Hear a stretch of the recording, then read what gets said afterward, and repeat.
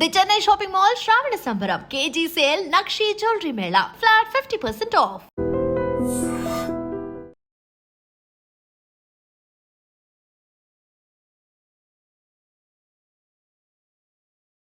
వర్షాకాలంలో ప్రధానంగా పిల్లలకు వచ్చేటువంటి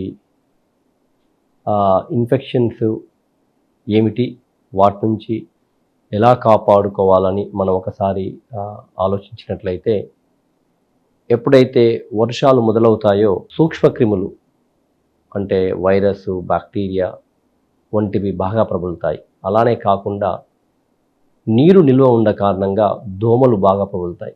సో దోమలు ఎక్కువ అవ్వడం వల్ల, దోమకాటు వల్ల వచ్చేటువంటి ప్రధానంగా dengue fever.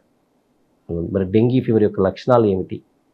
So first of all రాకుండా నివారించుకోవాలి. అది రాకుండా నివారించుకోవాలంటే మీ చుట్టుపక్కల ఎటువంటి నిల్వ నీరు లేకుండా చూసుకోండి. ఎప్పుడైతే నిల్వ నీరు ఉంటుందో దాంట్లో ఈ అంటే ఈ యొక్క దోమల యొక్క లార్వాలు అక్కడ అది డెవలప్ అయిపోయి దోమలుగా మారతాయి, నిల్వ నీరు లేకపోవడం. తర్వాత సాయంకాలం కాగానే దోమలు ఇంట్లోకి రాకుండా మీరు డోర్స్ క్లోజ్ చేసేయడము, తర్వాత దోమ తెరలను పెట్టుకోవడము, దోమల కర్టెన్స్ పెట్టుకోవడము, పిల్లలకి ఫుల్ స్లీవ్స్ వేయడం, అదేవిధంగా మీరు మస్కిటో రిపెల్లెంట్స్ పెట్టడం. అయితే ఇక్కడ ఒక ముఖ్యమైన విషయం, చిన్న పిల్లల్లో మేము కెమికల్స్ ఉన్నటువంటి మస్కిటో రిపెల్లెంట్స్ లాంటివి జనరల్గా అంటే రికమెండ్ చెయ్యము. ఎందుకు అంటే దానివల్ల వాళ్ళకి బ్రీదింగ్ ప్రాబ్లమ్స్, శ్వాసకోశ సంబంధించినటువంటి ఇబ్బందులు ఏర్పడడానికి అవకాశం ఉంటుంది. కాబట్టి మిగతా అన్ని రకాలుగా దోమకాటు నుంచి బిడ్డల్ని ఎలా కాపాడాలి అన్న జాగ్రత్తలు తీసుకోవాలి. ప్రధానంగా దోమలు రాకుండా, దోమలు అసలు పుట్టకుండానే ఎలా అనేది ఒకటి చూసుకోవాలి. ఇకపోతే ఏదైనా బిడ్డకి జ్వరం వచ్చినట్లయితే మరి అది డెంగ్యూ జ్వరమా అనేటువంటి డౌట్ ఎప్పుడు పడాలి అంటే, జ్వరం చాలా ఎక్కువ తీవ్రతంగా ఉండి 2 రోజుల తర్వాత కూడా కంటిన్యూ అవ్వడం, ఆ తర్వాత బిడ్డ బాగా నీరసం అయిపోవడము, 3 లేదా 4వ రోజు జ్వరం తగ్గుముఖం పట్టే క్రమంలో బిడ్డకి దుద్దుల్లో ర్యాష్ రావడం ఎర్రగా. సో అంటే జనరల్గా ఏమవుతుందంటే తల్లిదండ్రులు జ్వరం తగ్గిపోతుంది కదా అని ఆనందపడతారు. కాకపోతే ఆ జ్వరం తగ్గే క్రమంలో ర్యాష్ రావడం అనేది అది డెంగ్యూ లేదా డెంగ్యూ లాంటి వైరస్ల లక్షణం. సో అలా అంటే జ్వరం మొత్తం తగ్గిపోయి పిల్లవాడు బాగుంటే ఏం కంగారు లేదు. అలా కాకుండా ఇంకా నీరసంగా ఉంటూ సేమ్ టైం కనుక ర్యాష్ వచ్చినట్లయితే తప్పకుండా మీరు డాక్టర్ చూపించాలి, పీడియాట్రిషియన్ కలవాల్సి ఉంటుంది. ఇంకొక ముఖ్యమైన విషయం ఏంటంటే, డెంగ్యూ వచ్చిన ప్రతి బిడ్డ చాలా సిక్ అవ్వరు, చాలా సుస్త్ అవ్వరు. ఓన్లీ కొద్ది ప్రపోర్షన్ మాత్రమే వాళ్ళకి ఇబ్బంది ఏర్పడుతుంది. కొంతమందిలో ప్లేట్లెట్ కౌంట్ తగ్గుతుంది, అదేవిధంగా తెల్ల రక్త కణాలు తగ్గిపోతాయి.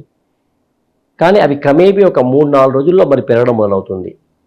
చాలామంది పిల్లలకి అడ్మిషన్ కూడా అవసరం లేకుండానే మనము ట్రీట్మెంట్ చేయొచ్చు. అంటే గమనిస్తుండాలి, దీనికి ప్రత్యేకమైన ట్రీట్మెంట్ కూడా ఉండదు, ఓన్లీ సపోర్టివ్ కేర్. అంటే బిడ్డకి అసలు ఏమీ బాగా నీరసంగా ఉండి తర్వాత ఏమీ తీసుకోలేని పరిస్థితి ఉంటే గ్లూకోజ్ ఇవ్వడము, ఫీవర్కి పారాసిటమాల్ లాంటి మందులు ఇవ్వడము.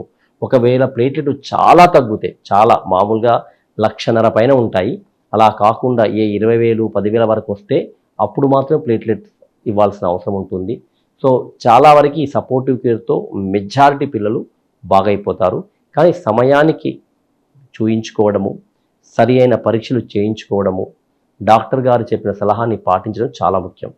ఇకపోతే మరొక ఇన్ఫెక్షన్ ఏమిటయ్యా అంటే diarrhoea. So loose motions, vomiting. So ఎప్పుడైతే ఈ వర్షాకాలం మొదలవుతుందో ప్రధానంగా మనం బయటకిన తిన్నా కనుక వాటర్ ద్వారా, తినేటువంటి ఫుడ్ ద్వారా మనకి ఇన్ఫెక్షన్ అవుతుంది. మెజారిటీ ఆఫ్ ద టైం ఈ డయేరియా అనేది వైరస్ ఇన్ఫెక్షన్ వల్ల అవుతుంది. సో ఇప్పుడు కొన్ని తీవ్రమైనటువంటి డయేరియా లైక్ రోటా వైరస్ ద్వారా వచ్చే డయేరియాకి వ్యాక్సిన్ ఉంది. కాబట్టి మీ పిల్లలందరికీ కూడా మీరు ఈ వ్యాక్సిన్ ఇప్పించి ఉంటారు మొదటి 6 నెలల్లో. సో అది కాకుండా కూడా వేరే వైరస్ల ద్వారా కూడా డయేరియా రావచ్చు. సో ఇక్కడ తీసుకోవాల్సినటువంటి ముఖ్యమైన విషయం ఏమిటయ్యా, ముఖ్యమైన జాగ్రత్త ఏమిటయ్యా అంటే, పిల్లవాడు డీహైడ్రేషన్ కాకుండా చూసుకోవడం. అది ఎలా అంటే, ఎప్పుడైతే లూజ్ మోషన్స్ అవుతున్నాయో, ఎప్పుడైతే బాగా మోషన్స్ పోతున్నాడో, ఎంత పోతే అంత మనం ఫిల్ చేస్తూనే ఉండాలి. దేంతో అంటే ప్రాణరక్షక ద్రవం, ఓఆర్ఎస్, ఓరల్ రీహైడ్రేషన్ సొల్యూషన్ అంటారు. అది ఎలక్ట్రాల్ అనే కంపెనీ లేదా ప్రోలైట్ అని చాలా ఉన్నాయి.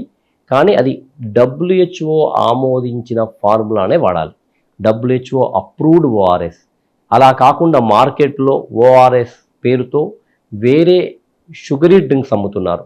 ఒకవేళ అలా ఇస్తే డైరియా తగ్గకపోగా ఇంకెక్కువ అవుతుంది, చాలా ఎక్కువ అవుతుంది. సో ఇంకా బిడ్డ ఇంకెక్కువ డిహైడ్రేషన్ అవుతాడు. సో WHO ఆమోదించినటువంటి ఓఆర్ఎస్ని ఇవ్వడము, తర్వాత కొన్నిసార్లు మంచి బ్యాక్టీరియా అంటే ప్రోబయాటిక్ ఇస్తాము. అలాగే జింక్ ద్వారా పేగులు కొంచెం గట్టిగా అవుతాయి, అది ఇస్తాము. సో కానీ ప్రధానంగా అన్నిటికంటే ముఖ్యమైనటువంటి విషయం ఏమిటయ్యా అంటే డీహైడ్రేషన్ కాకుండా ప్రాణరక్షక ద్రవం ఇవ్వడం. ఇకపోతే మరి దీనికి యాంటీబయాటిక్స్ అవసరమా అంటే 90% యాంటీబయాటిక్స్ అవసరం ఉండదు, because it's a virus infection. మరి ఎటువంటి పరిస్థితుల్లో కంగారు పడాలి, ఎటువంటి పరిస్థితుల్లో మనం జాగ్రత్తగా ఉండాలంటే, అసలు బిడ్డకి మోషన్స్ అవుతూనే ఉన్నాయి, తగ్గట్లేదు, మనం ఎంత తాపినా కూడా పోతూనే ఉన్నాయి, బిడ్డ నీరసపడుతున్నాడు, కళ్ళు తేలేశాడు అంటే బాగా నీరసపడుతున్నాడు, యూరిన్ రావడం లేదు, ఇకపోతే ఫీవర్ అంటే లూజ్ మోషన్సే కాకుండా ఫీవర్ కూడా వస్తుంది, అది కూడా ఎక్కువ డిగ్రీస్లో అంటే అధిక మోతాదులో ఫీవర్ వస్తుంది, ఇకపోతే మోషన్లో బ్లడ్ వస్తుంది. సో ఇవన్నీ కూడా అలర్ట్ అవ్వాల్సినటువంటి లక్షణాలు. వెంటనే డాక్టర్ గారు చూపించుకోవడం, సరైనటువంటి టెస్ట్ చేయించుకోవడం, అవసరమైతే అడ్మిట్ కూడా చేయాల్సిన పరిస్థితి ఉంటుంది కొన్నిసార్లు. సో ఇక మరొక ఇన్ఫెక్షన్ ఏమిటయ్యా వర్షాకాలంలో అంటే జలుబులు, దగ్గులు.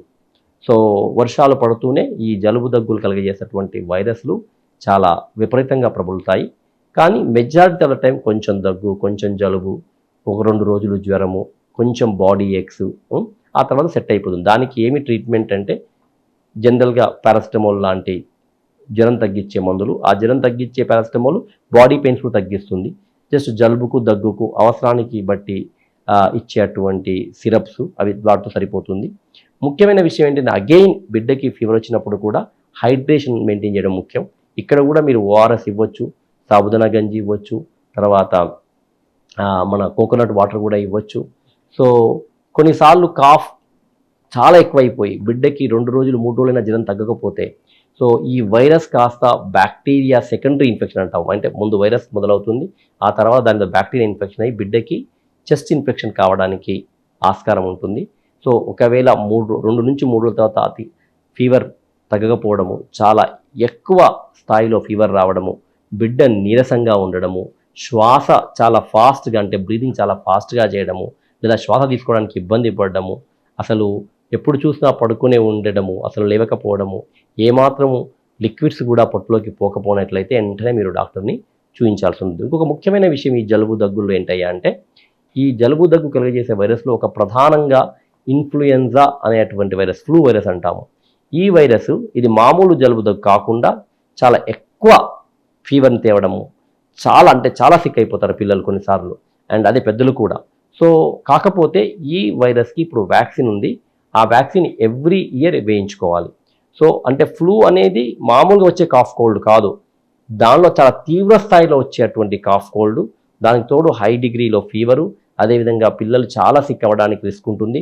కొన్నిసార్లు దాంతో బ్యాడ్ నిమోనియా కూడా జరిగేటువంటి రిస్క్ ఉంటుంది. అంటే భయపెట్టించడం కాదు, కానీ ఈ ఫ్లూ ద్వారా కొంచెం తీవ్రమైనటువంటి పరిణామాలు ఉండడానికి రిస్క్ ఉంటుంది. కాబట్టి తప్పనిసరిగా మీ పిల్లలకి వర్షాకాలం మొదలవుతూనే ఇంకా ముందే నన్ను అడిగితే స్కూళ్ళు మొదలయ్యే ముందే వ్యాక్సిన్ వారికి చేయించుకోవడము మంచిది.